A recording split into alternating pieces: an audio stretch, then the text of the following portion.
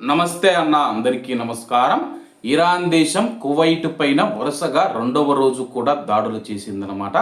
America అర్ధరాత్రి Iran పైన మిసైళ్లు మరియు అలాగే డ్రోన్లతో విరుచుకుపడితే, అదే స్థాయిలో ఇరాను బెహ్రెన్ మరియు కువైట్ దేశం పైన డ్రోన్లు మరియు బాలిస్టిక్ మిసైళ్లతో విరుచుకుపడింది. అలాగే దీనికి సంబంధించి ఈరోజు తెల్లవారుజామున ఏం జరిగిందని చెప్పేసి కువైట్ రక్షణ మంత్రిత్వ శాఖ కీలక ప్రకటన చేసింది. కువైట్ రక్షణ మంత్రిత్వ శాఖ విడుదల చేసిన తాజా గణాంకాల ప్రకారం జూలై 9వ తేదీన కువైట్ దేశ గగనతలంలోకి వచ్చిన 3 బాలిస్టిక్ క్షిపణులు, 1 క్రూయిజ్ క్షిపణి, 10 డ్రోన్లను కువైట్ వైమానిక రక్షణ దళాలు విజయవంతంగా అడ్డుకున్నాయి.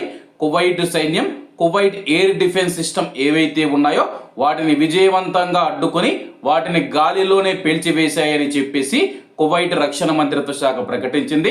అలాగే మీకు వినపడుతూ ఉన్న ఏవైనా శబ్దాలు ఏవైతే ఉన్నాయో అవి మిసైళ్లు మరియు డ్రోన్లను గాల్లోనే పేల్చివేయడం వల్ల వస్తూ ఉన్న శబ్దాలని కువైట్లో ఉన్న ప్రజలు ఎవరూ భయపడవద్దని చెప్పేసి తెలపడం జరిగింది.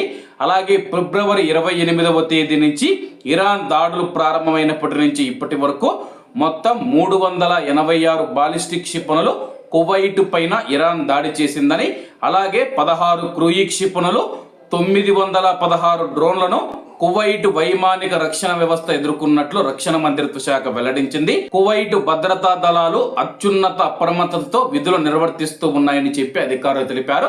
ప్రస్తుతం కువైట్ దేశంపైకి ఇరాన్ డ్రోన్లు మరియు మిసైళ్లతో విరుచుకుపడుతూ ఉన్న అదే స్థాయిలో మనం చూసుకుంటే కువైట్ సైన్యం తగ్గకుండా కువైట్ ఎయిర్ డిఫెన్స్ సిస్టమ్ ను ఉపయోగించి వాటిని గాల్లోనే పేల్చివేస్తూ ఉన్నట్టయితే ప్రకటిస్తూ ఉన్నారు. కాబట్టి కువైట్ లో ఉన్న ప్రజలు ఎవరు భయపడవలసిన అవసరం లేదు. కాబట్టి అందరూ బాగుండాలి, అందులో మనం ఉండాలి. అందరికీ నమస్తే అన్న, జై హింద్.